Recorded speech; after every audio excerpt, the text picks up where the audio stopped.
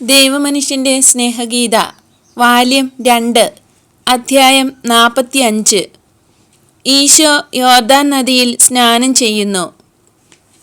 ഗ്രാമങ്ങളോ പച്ചപ്പടർപ്പുകളോ ഇല്ലാത്ത ഒരു സമതല പ്രദേശം ഞാൻ കാണുന്നു. കൃഷിഭൂമികളില്ല. കുറേ ചെടികൾ അവിടെ ചെറിയ കാവുകൾ പോലെ നിൽപ്പുണ്ട്. ആഴമുള്ള മണ്ണിൽ അല്പം ഈർപ്പമുള്ളിടത്താണ് ഈ ചെടികൾ വളരുന്നത്. ഞാൻ വടക്കോട്ട് പുറംതിരിഞ്ഞു നിൽക്കുമ്പോൾ ഈ മരുപ്രദേശം എൻ്റെ വലത്തായിട്ടാണ്. ഇത് വടക്ക് നിന്ന് തെക്കോട്ട് വ്യാപിച്ചു കിടക്കുന്നു.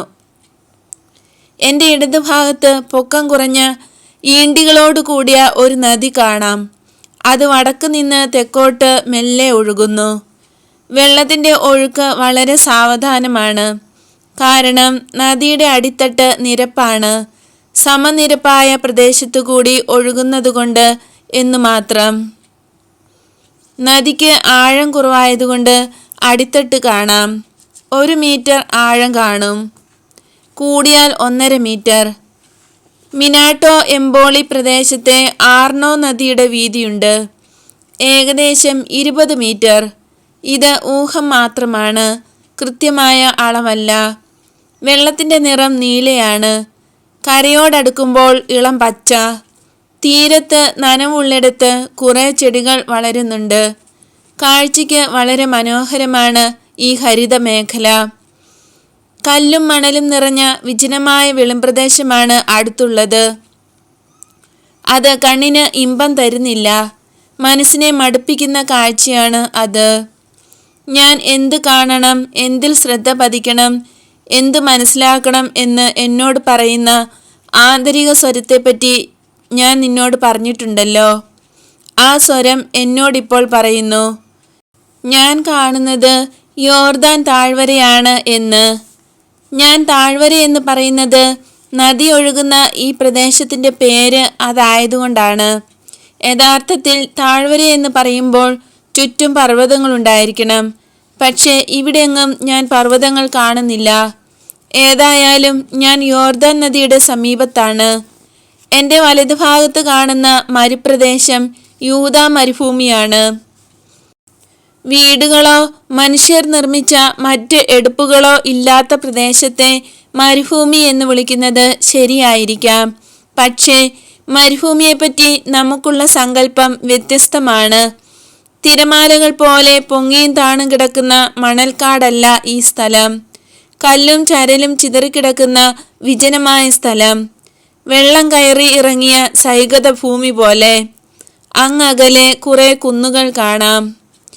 ഇതൊക്കെയാണെങ്കിലും യോർദാൻ നദിയുടെ തീരത്ത് നമുക്ക് വലിയൊരു ശാന്തി അനുഭവപ്പെടും. അസാധാരണവും സവിശേഷവുമായ ഒരനുഭൂതി. ട്രാസിമേറെ തടാകത്തിൻ്റെ തീരത്തും ഈ വിശിഷ്ടാനുഭവം ഉണ്ടാകുന്നുണ്ട്. മാലാഖമാരുടെ ചിറകടിയും സ്വർഗീയ നാദങ്ങളും നിറഞ്ഞു നിൽക്കുന്ന ഒരു പ്രദേശം. എൻ്റെ അനുഭൂതി വ്യക്തമാക്കാൻ പ്രയാസമാണ്. എൻ്റെ ആത്മാവിനെ സ്പർശിക്കുന്ന, ആത്മാവുമായി സംവദിക്കുന്ന ഒരു പ്രദേശമാണിതെന്ന് ഞാൻ വിശ്വസിക്കുന്നു. ഞാൻ ഇതെല്ലാം നോക്കി കണ്ടുകൊണ്ടിരുന്നപ്പോൾ യോർദാൻ നദിയുടെ വലത്തെ കരയിൽ ആളുകൾ വന്ന് നിറഞ്ഞു തുടങ്ങി. പല രീതിയിൽ വസ്ത്രധാരണം ചെയ്ത ധാരാളം പുരുഷന്മാർ. ചിലരെ കണ്ടാൽ പാവങ്ങളാണ് എന്ന് തോന്നും. ചിലർ പണക്കാരാണ്. ചിലരെ കണ്ടാൽ പ്രീശന്മാരാണെന്ന് തോന്നും. കാരണം അവരുടെ ഉടുപ്പിൻ്റെ വക്കത്ത് തൊങ്ങലും ചിത്രവേലകളുമുണ്ട്. അവരുടെ ഇടയ്ക്ക് പാറപ്പുറത്ത് ഒരാൾ നിൽക്കുന്നു. ആദ്യമായാണ് കാണുന്നതെങ്കിലും അത് സ്നാപകയോഹന്നാനാണ് എന്ന് എനിക്ക് മനസ്സിലായി. അദ്ദേഹം ജനക്കൂട്ടത്തോട് പ്രസംഗിക്കുകയാണ്. അദ്ദേഹം പറയുന്നത് കേൾവിക്കാർക്ക് രുചിക്കുന്നില്ല എന്ന് വ്യക്തം. ഈശോ ജെയിംസിനെയും ജോണിനെയും ഇടിമുഴക്കത്തിൻ്റെ മക്കൾ എന്ന് വിളിച്ചു. അപ്പോൾ ഈ തീപ്പൊരി പ്രസംഗക്കാരനെ എന്താണ് വിളിക്കേണ്ടത്? ഇടിമിന്നലെന്നോ ചലിക്കുന്ന മഞ്ഞുമലയെന്നോ ഭൂമി കുലുക്കമെന്നോ ആണ് സ്നാപകയോഹന്നാനെ വിളിക്കേണ്ടത്. തൻ്റെ വാക്കുകളിലും ആംഗ്യങ്ങളിലും അത്ര കർക്കശനാണ്, വികാരനിർഭരനാണ് അദ്ദേഹം. മിശിഹ വരുന്നു എന്നാണ് അദ്ദേഹം പറയുന്നത്. ഉള്ളിലെ തടസ്സങ്ങളെല്ലാം നീക്കി ചിന്തകളെ നേർവഴിക്ക് തിരിച്ച് മിശിഹായുടെ വരവിന് ഹൃദയങ്ങളെ സജ്ജമാക്കാൻ യോഹന്നാൻ ജനങ്ങളെ ആഹ്വാനം ചെയ്യുന്നു. മയമില്ലാത്ത സ്വരത്തിൽ ശകാരം വർഷിക്കുന്ന ഒരു പ്രസംഗമാണ് അത്. ഈശോ വ്രണപ്പെട്ട ഹൃദയങ്ങളെ മാർദ്ദവമുള്ള കരങ്ങൾ കൊണ്ട് തൊട്ടു സുഖപ്പെടുത്തി. മുന്നോടിക്ക് ഇങ്ങനെയുള്ള കൈകളില്ല. മുറിവ് കെട്ടഴിച്ച് പരിശോധിച്ച് നിർദ്ദയം ശസ്ത്രക്രിയയ്ക്ക് വിധേയനാക്കുന്ന ഡോക്ടറെ പോലെയാണ് യോഹന്നാൻ. യോഹന്നാന്റെ വാക്കുകൾ ഞാൻ ആവർത്തിക്കുന്നില്ല, അവ സുവിശേഷങ്ങളിൽ രേഖപ്പെടുത്തിയിട്ടുണ്ട്. പക്ഷേ ആ വചനങ്ങൾ വിശദീകരിച്ചും ആവേശത്തോടു കൂടിയുമാണ് അദ്ദേഹം സംസാരിക്കുന്നത്. ആ വചനങ്ങൾ ഞാൻ കേട്ടുകൊണ്ടിരിക്കുമ്പോൾ എൻ്റെ ഈശോ യോർദാൻ നദിയുടെ തീരത്തുള്ള പുല്ലു പിടിച്ചതും നിഴലുള്ളതുമായ ഒരു വഴിയിലൂടെ നടന്നു വരികയാണ്. രാജവീതിയല്ല, ഒരു നാടൻ നടപ്പാത മാത്രം. നൂറ്റാണ്ടുകളായി ആളുകളും കച്ചവട സംഘങ്ങളും നടന്ന് തെളിഞ്ഞ വഴിയാണെന്ന് തോന്നും. നദി ഇറങ്ങിക്കടക്കാൻ ആഴം കുറഞ്ഞ സ്ഥലത്തെത്താൻ ഈ വഴി ഉപയോഗിച്ചിരുന്നിരിക്കണം. നദിയുടെ അക്കരെയും ഈ വഴി തുടരുന്നുണ്ട്. അക്കരെയുള്ള പച്ചപ്പടർപ്പിൽ എത്തും വരെ ആ വഴി ദൃശ്യമാണ്. ഈശോ തനിച്ചാണ്. സാവധാനം നടന്ന് സ്നാപക യോഹന്നാന്റെ പിറകിലൂടെ മുന്നോട്ട് വരുന്നു. ശബ്ദമുണ്ടാക്കാതെ ഈശോ വരുന്നു. യോഹന്നാനിൽ നിന്ന് സ്നാനം സ്വീകരിച്ച് മിശിഹായുടെ വരവിനു വേണ്ടി സ്വയം വിശുദ്ധീകരിക്കാനെത്തുന്ന ആയിരങ്ങളിൽ ഒരാളെന്ന പോലെ ഈശോ മരുഭൂമിയിലെ താപസന്റെ ഗർജനം ചെവിക്കൊള്ളുന്നു. മറ്റുള്ളവരിൽ നിന്ന് ഈശോയെ വേർതിരിച്ചറിയാൻ യാതൊന്നുമില്ല. ഈശോ ധരിച്ചിരിക്കുന്നത് സാധാരണക്കാർ ധരിക്കുന്ന വസ്ത്രമാണ്. പക്ഷേ കുലീനനായ ഒരാളുടെ ഭാവവും മുഖശ്രീയും ഉണ്ട്. ജനസാമാന്യത്തിൽ നിന്ന് വ്യത്യസ്തനാണ് ഈശോ എന്ന് സൂചിപ്പിക്കുന്ന ദൈവിക ചിഹ്നങ്ങൾ ഒന്നുമില്ല. ഈശോയിൽ നിന്ന് ഒരു പ്രത്യേക ആത്മീയത പ്രസരിക്കുന്നത് പോലെ യോഹന്നാന് തോന്നി. അദ്ദേഹം ഒന്ന് തിരിഞ്ഞ് എവിടെ നിന്നാണ് ആ സവിശേഷ ശക്തി വരുന്നത് എന്ന് പെട്ടെന്ന് കണ്ടുപിടിച്ചു. പ്രസംഗിച്ചുകൊണ്ട് നിന്ന പാറയിൽ നിന്ന് യോഹന്നാൻ ഉടൻ താഴെ ഇറങ്ങി ഈശോയുടെ അടുത്തേക്ക് ധൃതിയിൽ നടന്നു വന്നു. ജനക്കൂട്ടത്തിൽ നിന്ന് ഏതാനും വാര അകലെ ഈശോ ഒരു മരത്തിൽ ചാരി നിൽക്കുകയാണ്. ഈശോയും യോഹന്നാനും കണ്ണു ചിമ്മാതെ പരസ്പരം ഒരു നിമിഷത്തേക്ക് നോക്കുന്നു. മാധുര്യം തുളുമ്പുന്ന നീല നയനങ്ങളാണ് ഈശോയുടേത്.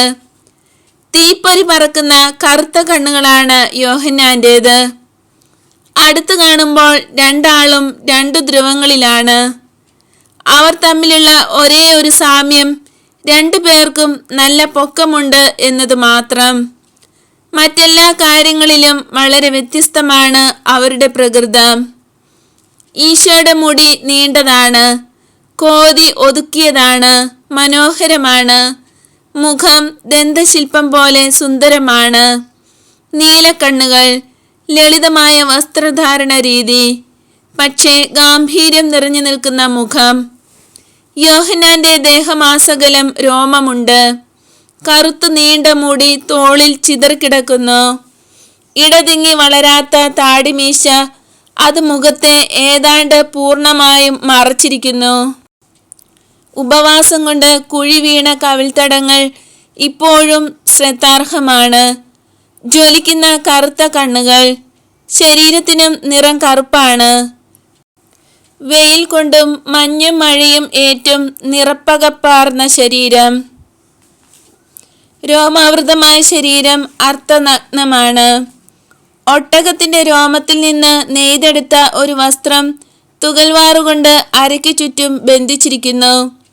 മാറുമറയ്ക്കുന്ന ഈ കമ്പിളി ഉടുപ്പ് മെലിഞ്ഞ പാർശ്വങ്ങളോളം എത്തുന്നു. ശരീരത്തിന്റെ വലതുഭാഗം നഗ്നമാണ്. കാറ്റും വെയിലുമേറ്റ് നിറം മങ്ങിയതാണ്. അടുത്തു കാണുമ്പോൾ ഒരാൾ കാട്ടാളനാണ്, മറ്റേയാൾ മാലാഖയും. ചൂഴ്ന്നിറങ്ങുന്ന കണ്ണുകൾ കൊണ്ട് സൂക്ഷിച്ചു നോക്കിയ ശേഷം യോഹന്നാൻ വിളിച്ചു പറഞ്ഞു, ഇതാ ദൈവത്തിന്റെ കുഞ്ഞാട്, എൻ്റെ കർത്താവ് എന്തിനാണ് എൻ്റെ അടുത്ത് വരുന്നത്? ഈശോ ശാന്തമായി മറുപടി പറഞ്ഞു, അനുതാപത്തിൻ്റെ അനുഷ്ഠാനം പൂർത്തീകരിക്കുവാൻ. അതൊരിക്കലും സാധ്യമല്ല. അങ്ങാണ് എന്നെ പൗത്രീകരിക്കേണ്ടത്. എന്നിട്ടും അങ്ങ് എൻ്റെ അടുത്ത് വരുന്നുവോ? ശിരസ് നമിച്ച് നിൽക്കുന്ന യോഹന്നാന്റെ തലയിൽ കൈവച്ചുകൊണ്ട് ഈശോ പറഞ്ഞു, എൻ്റെ ആഗ്രഹപ്രകാരം അനുഷ്ഠാനം നടക്കട്ടെ. അങ്ങനെ എല്ലാ നീതിയും പൂർണ്ണമാകട്ടെ. നിന്റെ ഈ സ്നാനകർമ്മം കൂടുതൽ മഹത്വമാർന്ന ഒരു ദിവ്യരഹസ്യത്തിൻ്റെ തുടക്കമാകും. ബലിയായി അർപ്പിക്കപ്പെടേണ്ടവൻ ഇതാ ഭൂമിയിലെത്തിയിരിക്കുന്നു എന്ന് ജനങ്ങൾ അറിയട്ടെ. ബാഷ്പാർദ്രമായ കണ്ണുകൾ കൊണ്ട് യോഹന്നാൻ ഈശോയെ നോക്കുന്നു. നദിയുടെ തീരത്തേക്ക് ഈശോയുടെ മുമ്പേ നടക്കുന്നു.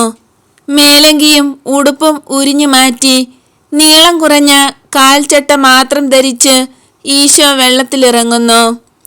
ഒരു ചെറിയ പാത്രം കൊണ്ട് നദിയിൽ നിന്ന് വെള്ളം കോരി തലയിലൊഴിച്ച് യോഹന്നാൻ ഈശോയെ സ്നാനം ചെയ്യിക്കുന്നു. യോഹന്നാന്റെ അരയിൽ കെട്ടിയിട്ടുള്ള തുകൽ വാറിൽ തൂക്കിയിട്ടിരിക്കുന്ന ചെറിയ പാത്രമാണ് ഉപയോഗിക്കുന്നത്.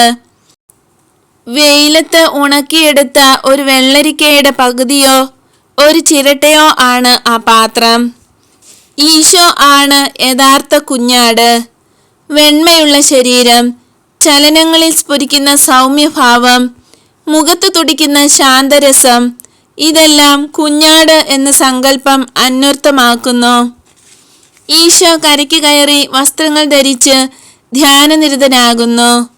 ജനക്കൂട്ടത്തിന് ഈശോയെ ചൂണ്ടിക്കാണിച്ചു കൊടുത്തുകൊണ്ട് യോഹന്നാൻ പറഞ്ഞു, ഇതാണ് രക്ഷകൻ. ദൈവത്തിൻ്റെ അരൂപി നൽകിയ അടയാളത്തിലൂടെയാണ് രക്ഷകനെ താൻ തിരിച്ചറിഞ്ഞതെന്നും അരൂപിയുടെ സാക്ഷ്യത്തിന് അപ്രമാദിത്വമുണ്ടെന്നും അദ്ദേഹം പറഞ്ഞു. ഈശോ പ്രാർത്ഥിക്കുന്നത് നോക്കി ഞാൻ സ്വയം മറന്നു നിൽക്കുകയാണ്. നദീതടത്തിലെ പച്ചില ചെടികളുടെ പശ്ചാത്തലത്തിൽ ഈശോയുടെ തിളങ്ങുന്ന രൂപം മാത്രമേ എൻ്റെ കണ്ണിൽപ്പെടുന്നുള്ളൂ. ഈശോ പറയുന്നു, യോഹന്നാൻ എന്നെ തിരിച്ചറിയാൻ അടയാളം ആവശ്യമില്ലായിരുന്നു. അമ്മയുടെ ഗർഭപാത്രത്തിൽ വച്ച് തന്നെ പൗത്രീകരിക്കപ്പെട്ട അവൻ്റെ ആത്മാവിന് അഗാധമായ ആത്മീയ ജ്ഞാനമുണ്ടായിരുന്നു. ആദം പാപം ചെയ്തില്ലായിരുന്നെങ്കിൽ എല്ലാ മനുഷ്യർക്കും ഈ ജ്ഞാനം ഉണ്ടാകുമായിരുന്നു. നന്മയിലും നിഷ്കളങ്കതയിലും സൃഷ്ടാവിനോടുള്ള വിശ്വസ്തതയിലും മനുഷ്യൻ തുടർന്നിരുന്നെങ്കിൽ ദൈവത്തെ നേരിൽ കാണാൻ അവന് കഴിയുമായിരുന്നു. ഉൽപ്പത്തിയുടെ പുസ്തകത്തിൽ നിഷ്കളങ്കനായ മനുഷ്യനോട് ദൈവം അനൗപചാരികമായ ശൈലിയിൽ സംസാരിച്ചിരുന്നു എന്ന് കാണാം.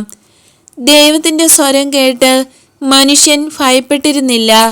ആ സ്വരം തിരിച്ചറിയാൻ അവന് പ്രയാസമില്ലായിരുന്നു. മനുഷ്യൻ്റെ വിധിക്കപ്പെട്ട അന്ത്യം അതായിരുന്നു. അച്ഛനെ മകൻ കാണുകയും മനസ്സിലാക്കുകയും ചെയ്യുന്നത് എങ്ങനെയോ അങ്ങനെ ദൈവത്തെ കാണുക, മനസ്സിലാക്കുക. അപ്പോഴാണ് മനുഷ്യൻ പാപം ചെയ്തത്. അതിനുശേഷം ദൈവത്തിൻ്റെ മുഖത്ത് നോക്കാൻ അവൻ ധൈര്യപ്പെട്ടില്ല. ദൈവത്തെ കാണാനും മനസ്സിലാക്കാനും അവന് കഴിവില്ലാതായി. ഇപ്പോൾ അതിനുള്ള കഴിവ് നിരന്തരം കുറഞ്ഞുകൊണ്ടിരിക്കുന്നു. നന്മ നിറഞ്ഞവളായ മേരി സ്നേഹപൂർവ്വം അവളുടെ ബന്ധുവായ എലിസബത്തിനെ ആലിംഗനം ചെയ്തപ്പോൾ പാപക്കറകളിൽ നിന്ന് എൻ്റെ ബന്ധുവായ യോഹന്നാൻ വിമുക്തനായി. വന്ധ്യയെന്ന് എല്ലാവരും കരുതിയിരുന്ന എലിസബത്ത് ഗർഭം ധരിച്ചുണ്ടായതാണ് അവൻ. ഉദരത്തിൽ സന്തോഷം കൊണ്ട് ശിശു തുള്ളിച്ചാടി. വ്രണം ഉണങ്ങുമ്പോൾ പൊറ്റ പൊളിഞ്ഞു പോകുന്നത് പോലെ, പാപക്കറ പൊഴിഞ്ഞു പോകുന്നത് പോലെ അവന് തോന്നി. മേരിയെ രക്ഷകന്റെ അമ്മയാക്കിയ പരിശുദ്ധാരൂപി ജനിക്കാൻ പോകുന്ന ആ ശിശുവിൽ മനുഷ്യനായി അവതരിക്കുന്ന രക്ഷകന്റെ കൂടാരമായിരുന്ന മറിയത്തിലൂടെ രക്ഷാകര കർമ്മം തുടങ്ങിവെച്ചു. എനിക്കും ആ ശിശുവിനും ഇടയ്ക്ക് രക്തബന്ധം എന്നതിനേക്കാൾ ഗാഢമായ ബന്ധം നിലനിൽക്കുന്നു. ഞങ്ങളുടെ ദൗത്യമാണ് ഞങ്ങളെ ഒന്നാക്കുന്നത്. വാക്കുകൾ ഉച്ചരിക്കുന്ന ചുണ്ടുകളോട് വാക്ക് ബന്ധപ്പെട്ടിരിക്കുന്നത് പോലെ യോഹന്നാൻ ചുണ്ടുകളും ഞാൻ വാക്കും. സുവിശേഷ പ്രഘോഷണത്തിൽ യോഹന്നാൻ എൻ്റെ മുന്നോടിയായിരുന്നു. അതുപോലെ തന്നെ രക്തസാക്ഷിത്വം വരിക്കുന്നതിലും എൻ്റെ ദൈവികമായ പരിപൂർണതയിൽ യോഹന്നാൻ തുടങ്ങിവച്ച സുവിശേഷവും ദൈവത്തിൻ്റെ നിയമം സംരക്ഷിക്കാൻ വേണ്ടി അവൻ അനുഭവിച്ച രക്തസാക്ഷിത്വവും ഞാൻ പൂർത്തീകരിച്ചു. യോഹന്നാന് അടയാളം ആവശ്യമില്ലായിരുന്നു. അന്ധകാരത്തിൽ ആണ്ടുപോയ മറ്റുള്ളവർക്ക് ഒരടയാളം ആവശ്യമായിരുന്നു. വിവരമില്ലാത്തവരും പിന്നോക്കാവസ്ഥയിൽ കഴിഞ്ഞിരുന്നവരുമായ ആളുകൾക്ക് കണ്ണുകൊണ്ട് കാണാവുന്നതും ചെവി കൊണ്ട് കേൾക്കാവുന്നതുമായ തെളിവ് ലഭിച്ചില്ലെങ്കിൽ, അനിഷേധ്യമായ തെളിവില്ലെങ്കിൽ, താൻ പറയുന്നത് സത്യമാണെന്ന് യോഹന്നാൻ അവരെ എങ്ങനെ ബോധ്യപ്പെടുത്തും? ജ്ഞാനസ്നാനം സ്വീകരിക്കേണ്ട ആവശ്യം എനിക്കുമില്ലായിരുന്നു. ഞങ്ങൾ തമ്മിൽ കണ്ടുമുട്ടുന്നത് കർത്താവിൻ്റെ അനന്തജ്ഞാനം തിരഞ്ഞെടുത്ത സമയവും മാർഗവും അതായിരുന്നു. മരുഭൂമിയിൽ ഗുഹയിൽ നിന്ന് യോഹന്നാനെയും എൻ്റെ വീട്ടിൽ നിന്ന് എന്നെയും യോർദാൻ നദി തടത്തിലേക്ക് നയിച്ച ദൈവം ആ സമയം ഞങ്ങളെ ഒന്നിപ്പിച്ചു. എൻ്റെ തലയ്ക്ക് മീതെ ആകാശം തുറക്കപ്പെട്ടു. കർത്താവിൻ്റെ അരൂപി ദിവ്യമായ ഒരു പ്രാവിൻ്റെ ആകൃതിയിൽ സ്വർഗത്തിൽ നിന്നിറങ്ങി വന്ന് എൻ്റെ തലയ്ക്ക് മുകളിൽ നിന്നു. ആ അരൂപിയിൽ പിൽക്കാലത്ത് ജനങ്ങൾ ജ്ഞാനസ്നാനം സ്വീകരിക്കും. സ്വർഗത്തിൽ നിന്ന് ഒരു സ്വരം കേട്ടു, ഇതാണ് എൻ്റെ പ്രിയപുത്രൻ, ഇവനിൽ ഞാൻ സംപ്രീതനായിരിക്കുന്നു. മാലാഖമാരുടേതിനേക്കാൾ ശക്തമായ സ്വരമായിരുന്നു അത്, എൻ്റെ പിതാവിൻ്റെ സ്വരം. ഇനി എന്നെ പിന്തുടരുന്നതിന് മനുഷ്യർക്ക് ആശങ്ക വേണ്ട. പിന്തുടരാതിരിക്കുന്നതിന് ഒഴിവ് കഴിവ് പറയാനും സാധ്യമല്ല. ക്രിസ്തുവിനെ ലോകത്തിന് വെളിപ്പെടുത്തി കൊടുക്കുന്ന സന്ദർഭങ്ങൾ പലതുണ്ട്. ക്രിസ്തു പിറന്ന് ഏതാനും ദിവസം കഴിഞ്ഞപ്പോൾ 3 രാജാക്കന്മാർക്കാണ് ആദ്യമായി ഈ വെളിപ്പെടുത്തൽ ഉണ്ടായത്. രണ്ടാമത് ദേവാലയത്തിൽ വച്ച്, മൂന്നാമത് യോർദാൻ നദീ തടത്തിൽ. പിന്നീട് അനവധി വെളിപ്പെടുത്തലുകൾ നടന്നു. ഞാൻ പ്രവർത്തിച്ച അത്ഭുതങ്ങളെല്ലാം എൻ്റെ ദൈവസ്വഭാവത്തിൻ്റെ പ്രത്യക്ഷീകരണമാണ്. ഉയിർത്തെഴുന്നേൽപ്പും സ്വർഗാരോഹണവും വരെയുള്ള അത്ഭുതങ്ങളെത്രയും. ഞാൻ പിറന്ന നാട്ടിൽ ഇത്തരം വെളിപ്പെടുത്തൽ ഏറെയുണ്ടായി. 4 വശത്തേക്കും വാരി വിതറിയ വിത്തുകൾ പോലെ. എല്ലാ സ്ഥലങ്ങളിലും എല്ലാ സമൂഹങ്ങളിലും എല്ലാത്തരം ആളുകളുടെ ഇടയിലും അത്ഭുതങ്ങൾ നടന്നു. ആട്ടിടയന്മാരും പ്രമാണിമാരും പണ്ഡിതന്മാരും യുക്തിവാദികളും പാപികളും പട്ടക്കാരും ഭരണാധികാരികളും കുട്ടികളും പട്ടാളക്കാരും യഹൂദന്മാരും പുറജാതിക്കാരും എൻ്റെ അത്ഭുതങ്ങൾ കണ്ടു. അവർക്ക് ക്രിസ്തു വെളിപ്പെടുത്തപ്പെട്ടു. അത്ഭുതങ്ങൾ ഇപ്പോഴും സംഭവിച്ചുകൊണ്ടിരിക്കുന്നു. പണ്ടെന്ന പോലെ ഇന്നും ലോകം അത് അംഗീകരിക്കുന്നില്ല. ഇന്നത്തെ അത്ഭുതങ്ങൾ നിരാകരിക്കുകയും പണ്ടത്തേതെല്ലാം മറക്കുകയും ചെയ്യുന്നു. എങ്കിലും ഞാൻ ആശ ഉപേക്ഷിക്കുന്നില്ല. നിന്നെ രക്ഷിക്കാനും നിനക്ക് എന്നിൽ വിശ്വാസമുണ്ടാക്കാനും ഞാൻ അത്ഭുതങ്ങൾ ആവർത്തിച്ചു കൊണ്ടിരിക്കും. മേരി, ഞാൻ എന്താണ് ചെയ്യുന്നതെന്ന് നിനക്കറിയാമോ? സുവിശേഷം ദർശനമായി നിന്നെ കാണിക്കുമ്പോൾ ഞാൻ എന്താണ് ചെയ്യുന്നതെന്ന് നിനക്ക് മനസ്സിലാകുന്നുണ്ടോ? മനുഷ്യനെ എൻ്റെ അടുത്തേക്ക് കൊണ്ടുവരാൻ കുറെ കൂടെ ശക്തമായ ഒരു ശ്രമം നടത്തുകയാണ്. തീഷ്ണതയേറിയ നിന്റെ പ്രാർത്ഥനകളിൽ നീ ഈ ദർശനങ്ങൾക്കായി ദാഹിച്ചു. ഞാൻ മേലിൽ വാക്കുകൾ കൊണ്ട് മാത്രം തൃപ്തനാകില്ല. വാക്കുകൾ മനുഷ്യരെ മടുപ്പിക്കുന്നു, അവരിൽ വിരസത ഉണ്ടാക്കുന്നു. ഇത് സംഭവിക്കരുതാത്തതാണ്, പക്ഷേ സംഭവിക്കുന്നു. ഇനി ഞാൻ ദർശനങ്ങളെ ആശ്രയിക്കും. സുവിശേഷ സംബന്ധമായ ദർശനങ്ങളും ഉണ്ടാകും. അവ കൂടുതൽ ആകർഷണീയമാക്കുന്നതിനും വ്യക്തമാക്കുന്നതിനും ഞാൻ വിശദീകരണം നൽകും. ആ ദർശനങ്ങൾ കണ്ട് സമാശ്വസിക്കാൻ ഞാൻ നിന്നെ അനുവദിച്ചിരിക്കുന്നു. എന്നെ അറിയാനുള്ള ആഗ്രഹം ഉണ്ടാകാനുള്ള സാധ്യത ഞാൻ എല്ലാവർക്കും തരുന്നു. അതുകൊണ്ട് പ്രയോജനമുണ്ടാകുന്നില്ലെങ്കിൽ വിവരമില്ലാത്ത കുട്ടികളെപ്പോലെ തങ്ങൾക്ക് കിട്ടിയ സമ്മാനത്തിന്റെ വില അറിയാതെ അത് ദൂരെ എറിയുകയാണെങ്കിൽ അവർക്ക് ബാക്കിയുണ്ടാകുക എൻ്റെ അപ്രീതിയായിരിക്കും. അപ്പോഴും എൻ്റെ ദാനം നിന്നോടൊപ്പം ഉണ്ടായിരിക്കും. എൻ്റെ പഴയ പരാതി ഒരിക്കൽ കൂടി ആവർത്തിക്കാൻ അവസരമുണ്ടാകും. ഞങ്ങൾ നിങ്ങൾക്ക് വേണ്ടി കിന്നരം വായിച്ചു, എന്നാൽ നിങ്ങൾ നൃത്തം ചെയ്തില്ല. ഞങ്ങൾ ശോകഗാനം ആലപിച്ചു, എന്നാൽ നിങ്ങൾ കണ്ണീർ പൊഴിച്ചില്ല. സാരമില്ല, മാനസാന്തരം വേണ്ട എന്ന് വാശി പിടിക്കുന്നവർ തലയിൽ കത്തുന്ന കനലുകൾ സ്വയം വാരിക്കൂട്ടിക്കൊള്ളട്ടെ. ഇടയനെ പരിചയപ്പെടാൻ താല്പര്യമുള്ള കുഞ്ഞാടുകളിൽ നമുക്ക് ശ്രദ്ധ പതിക്കാം. ഇടയൻ ഞാനാണ്. അവരെ എൻ്റെ അടുത്തേക്ക് നയിക്കുന്ന ദണ്ഡ് നീ ആകുന്നു. ഇതെല്ലാം ചെറിയ കാര്യങ്ങളാണ്. അവ എൻ്റെ ശ്രദ്ധയിൽപ്പെട്ടില്ല. എങ്കിലും നീ ആവശ്യപ്പെട്ടതുകൊണ്ട് അവയെല്ലാം ഞാൻ കുറിച്ചു വയ്ക്കുകയാണ്. ഇന്ന് കൊച്ചു പുസ്തകം വായിച്ചപ്പോൾ ഞാനൊരു വാക്യം കണ്ടു. നിനക്ക് വഴി ചൂണ്ടിയാകാം ആ വാക്യം. എൻ്റെ വിവരണങ്ങൾ പ്രസിദ്ധീകരിക്കാൻ പ്രയാസമാണ് എന്ന് നീ ഇന്ന് രാവിലെ എന്നോട് പറഞ്ഞു. എൻ്റെ ശൈലിയാണത്രേ ഇതിന് തടസ്സം. എനിക്ക് പ്രശസ്തി എന്ന് കേൾക്കുമ്പോഴേ ഭയമാണ്. അതുകൊണ്ട് പ്രസിദ്ധീകരിക്കാൻ പറ്റാത്തതിൽ ഞാൻ അതീവ സന്തുഷ്ടയാണ്.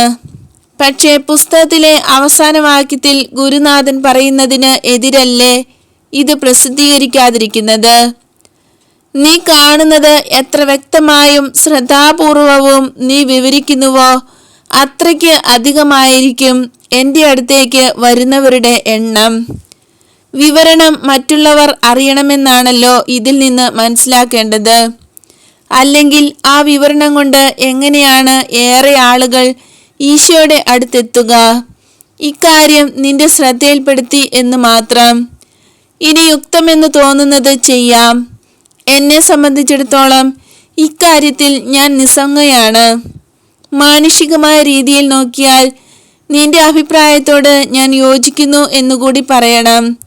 എന്നാൽ ഇത് മാനുഷികമായ കാര്യമല്ല. മനുഷ്യൻ ഇവിടെ ഏറ്റുപറയുക മാത്രമേ ചെയ്യുന്നുള്ളൂ.